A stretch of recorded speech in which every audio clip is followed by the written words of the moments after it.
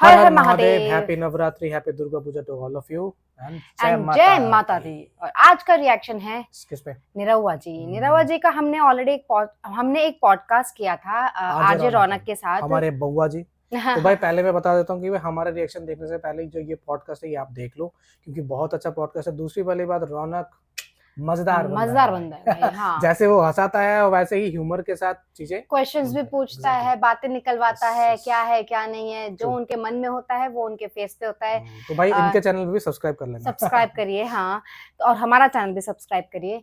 तो भाई देखते हैं अब आगे इस पॉडकास्ट में जो हमारे निरहुआ जी ने मनोज तिवारी, रवि किशन, पवन सिंह जी की कंट्रोवर्सीज जो है उनके बारे में क्या बोला है, तो वो फिर हम देखते हैं क्या बोला है वो हम देखते हैं।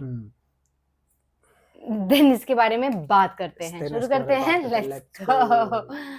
शूटिंग हो रही है तो मैं जाके मिल लेता हूँ, हाँ मिल लेता हूँ, हालचाल ले लेता हूँ और उनका आशीर्वाद मिल जाता है। बाकी ऐसे कोई फोन वोन नहीं।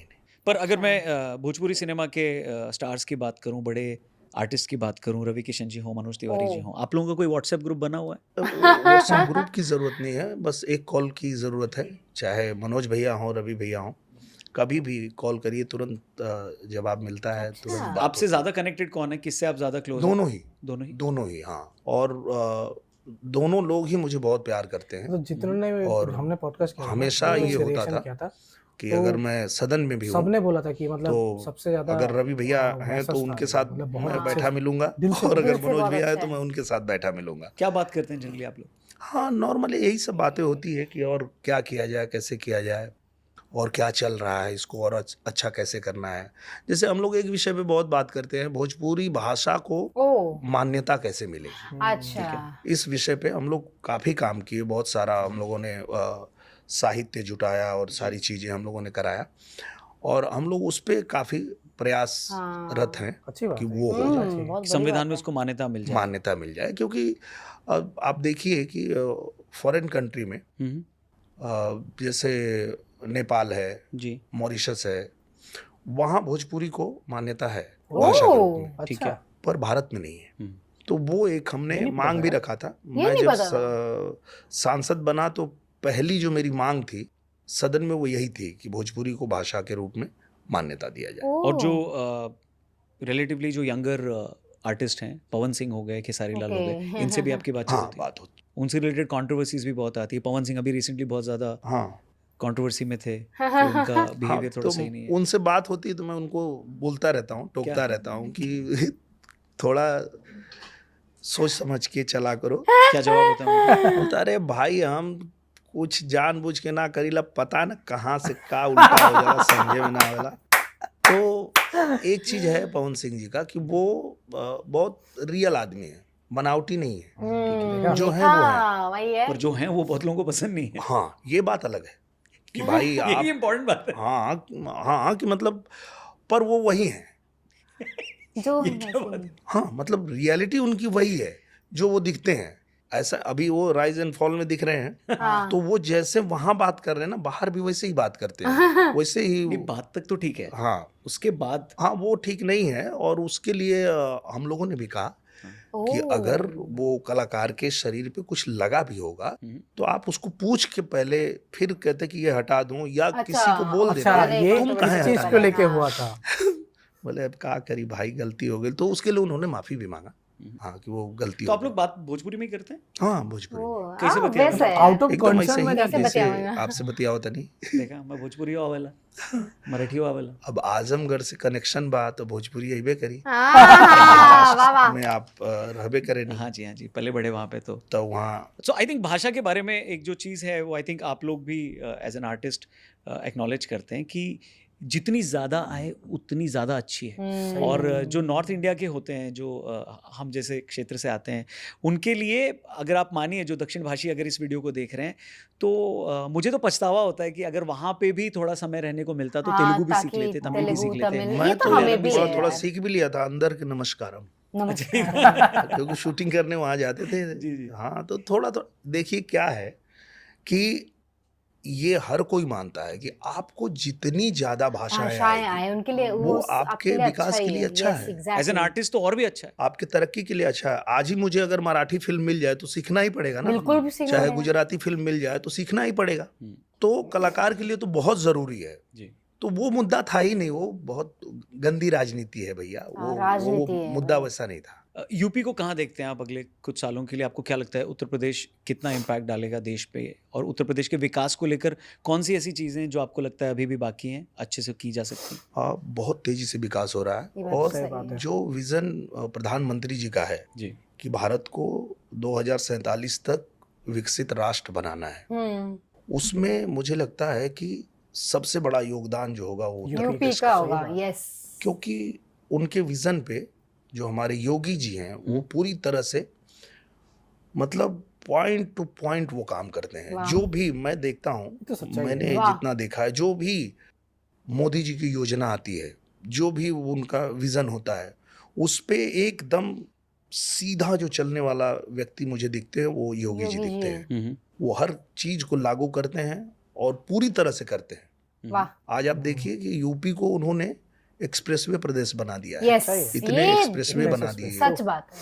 पहले जो नहीं था। एक्सप्रेसवे बने हैं उनके दोनों किनारों पर अब जो है वो इंडस्ट्रियल एरिया भी Belt डेवलप लेके हो आ रहे हैं। रहा कर रहे है, हैं, तो हाँ। वहाँ रोजगार के भी हाई अवसर चांस, बढ़ रहे बहुत हैं। ज्यादा चांसेस उत्तर प्रदेश को कानून व्यवस्था दुरुस्त करके उन्होंने इतना सुरक्षित बना दिया है कि अब किसी को वहाँ किसी से भय नहीं है। न किसी बेटी को भय है, न किसी व्यापारी को भय है, न किसी को वहाँ आने जाने से कोई। पहले तो हम लोग कहते थे चलो यूपी शूटिंग में, बोलते ना नहीं ना जाएंगे। बाबा, नहीं बात पर सच आज है। जितनी शूटिंग मुंबई में हो रही है उतनी ही शूटिंग यूपी में भी हो रही है। हमने सुना है देश के बाहर भी बहुत शूटिंग हो रही है भोजपुरी सिनेमा की। बिल्कुल हाँ, होती है। और बाहर भोजपुरी सिनेमा का शूटिंग करना सस्ता है एज कम्पेयर टू इंडिया, ये सही है क्या? नहीं, सस्ता नहीं है। अगर कोई जरूरत होती है हमें, जैसे निरहुआ चला लंदन, हाँ। तो अब टाइटल ही है लंदन जाने का, तो लंदन लंदन जाना ही पड़ेगा। हाँ। बाकी ऐसा कुछ नहीं कि सस्ता नहीं है। हाँ। शूटिंग के खर्चे तो हर जगह एक जैसे ही होते हैं। ट्रैवलिंग में ही वहाँ आने जाने में इतने ज़्यादा पैसे लग जाएंगे। आप प्रोड्यूसर भी हैं, जी।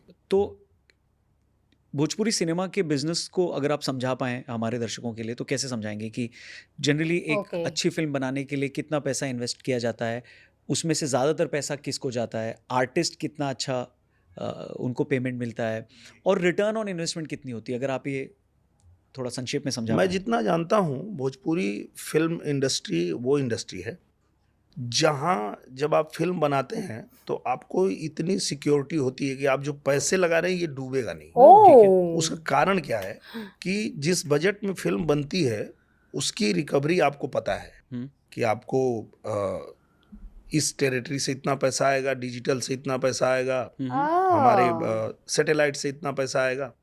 इन दिनों एक बदलाव आया है। पहले 80% रिकवरी होती थी थिएटर से, ठीक है, 20% रिकवरी होती थी डिजिटल और सैटेलाइट से। अब सीधा उल्टा हो गया है, ओटीटी से ज्यादा पैसे आ जाते हैं। लगभग 90% रिकवरी अब होती है ओटीटी। और ये आप भोजपुरी की बात करें या ओवरऑल? नहीं, मैं भोजपुरी की बात कर रहा हूँ, क्योंकि हिंदी तो अभी भी चल रहा है। ठीक है। मल्टीप्लेक्स में अभी तक भोजपुरी मल्टीप्लेक्स में ठीक तरीके से चला नहीं। तो 90% रिकवरी जो है वो होती है डिजिटल, ओटीटी और आपके सैटेलाइट से, और 10% की रिकवरी जो है वो थिएटर से होती है। जी। आर्टिस्ट को अच्छा पैसा मिलता है एक एक्टर को? बिल्कुल मिलता है। क्या रेंज होगा, कितना मिल जाता होगा एक आर्टिस्ट? डिपेंड करता है कि आर्टिस्ट कैसा है।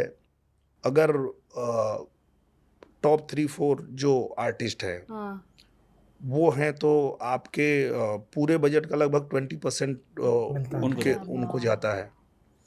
आप मान के चलिए कि अगर 2 करोड़ की फिल्म है तो उसमें लगभग 60-70 लाख रुपए जो है वो आर्टिस्टों में जाता है। आर्टिस्टों में? हाँ, मतलब टोटल में। हाँ। और बाकी जो है वो आपकी मेकिंग में। तो एक टॉप का एक्टर कितना कमाता है सर भोजपुरी सिनेमा से? सपोज अगर 10 करोड़ की फिल्म है, 10 करोड़ ज्यादा बजट है भोजपुरी के लिए? हाँ, बहुत ज्यादा है। हाँ, भोजपुरी फिल्म बहुत ज्यादा तो 1.5 से 2 करोड़ में बनती है। अच्छा। 30 दिन 25 दिन में हम लोग शूटिंग कर लेते हैं। तो और एडिट होके टेबल पे आके फिर पोस्ट प्रोडक्शन में पूरा खर्च जो है उसका 1.5 से 2 करोड़। ओह, अच्छा। हाँ। तो उसमें जैसे अगर आप एक्टिंग कर रहे हैं तो आपको कितना फीस मिलता होगा उसका? मैं 50 लाख तक गया हूँ, अच्छा। पर डिपेंड करता है कि और ये हाईएस्ट माने इसको? हाँ, मेरा तो हाईएस्ट है, बाकी लोग और लेते होंगे तो मुझे पता नहीं। ठीक है।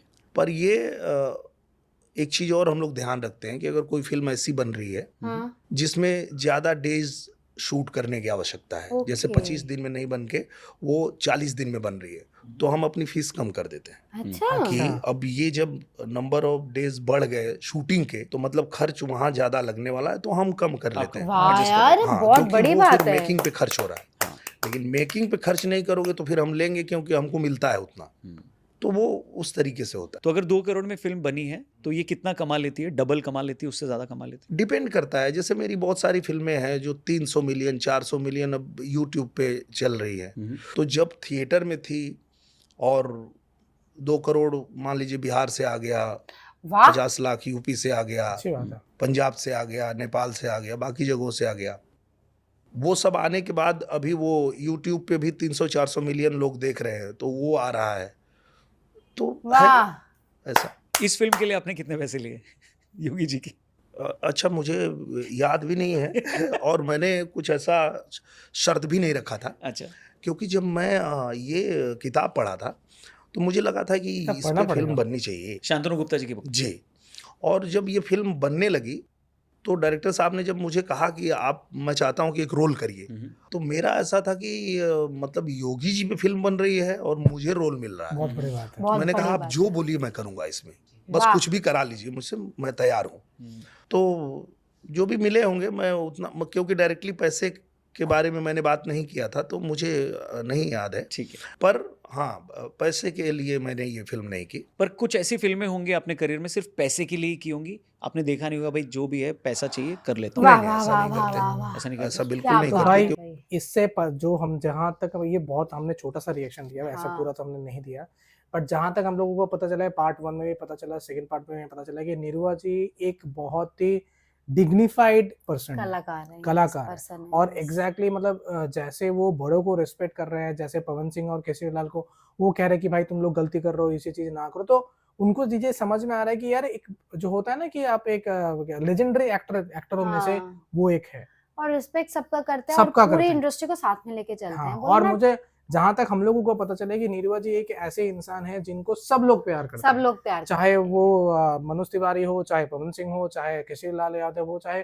रवि किशन जी हो, तो सब लोग उनको प्यार। इससे पता चलता है कि भाई कि जैसे मतलब हमारे बॉलीवुड में जैसे शाहरुख खान आप मान के शाहरुख चलो, तो खान। ये वैसे इंसान है जो दिल सब फेक तो प्यार है और करते हैं इनसे। अच्छा एक्टर भी है साथ और में। इनकी बातों से पता चल रहा है कि कितने मतलब लोगों के बारे में सोचते हैं, अपने प्रदेश के बारे में सोचते हैं, अपनी भाषा के बारे में सोचते हैं। एक चीज मुझे बहुत अच्छा लग रहा है कि ये ना मतलब एक होता है ना जब आप बात करते हो तो एकदम आप फैल जाते हो, ऐसा नहीं है, उनको सोच समझ के ये बातें कर रहे हैं और देखने से पता चल रहा है कि बंदा बहुत सुलझा हुआ है। हाँ भाई, सांसद के मेंबर Exactly. रहे हैं तो ऑब्वियस है यार, True. वो है ही उनमें True, वो true, चीज, true, true. वो ठहराव, वो सोच के बोलना, जो बोलना है वही बोलना, वो तो है ही यार।